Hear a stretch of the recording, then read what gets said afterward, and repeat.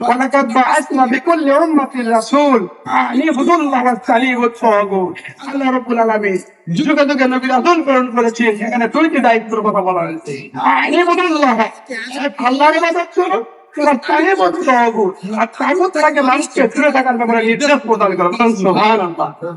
আর তাই নবী রাসূল এই দায়িত্ব যখন পালন করেছেন, এক আল্লাহর ইবাদত আর তাগুত থেকে দূরে থাকার ব্যাপারে মানুষকে যখন নির্দেশ প্রদান করেছেন, এই দাওয়াতি কাজ যখন নবী রাসূল করেছেন, এই তাগুত থেকে দূরে থাকার কথা বলার কারণে অত্যন্ত জুলুম নির্যাতন ভোগ করেছি।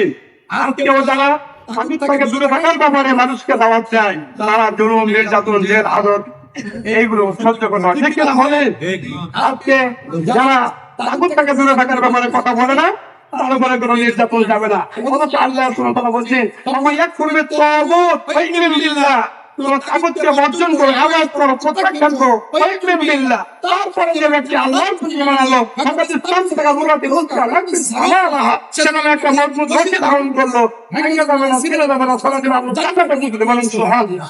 সুবহানাল্লাহ। হাদিস তাগুত, তাগুতটা কি? তাগুতের সংজ্ঞাটা কি? আল্লাহর বিরোধী যত নিয়ম নীতি বিধি বিধান আইন আছে সব মনে হচ্ছে তাগুত। আল্লাহর বিরোধী আইনটা কি বলেন?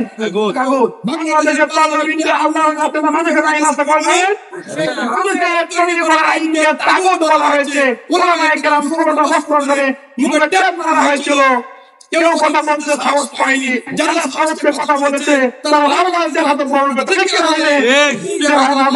বাংলাদেশে ৯৫% মানুষ মুসলমান, এদেশে তাগুতের আইন চলবে, এটা মেনে নেওয়া যায় না।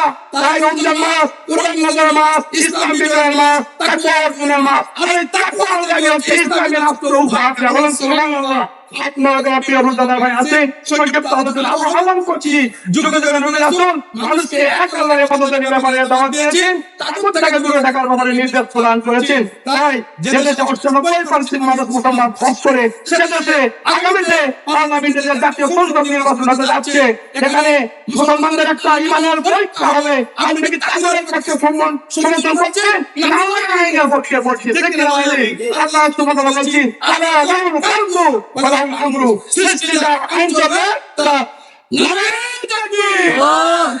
ঠিক না বলেন?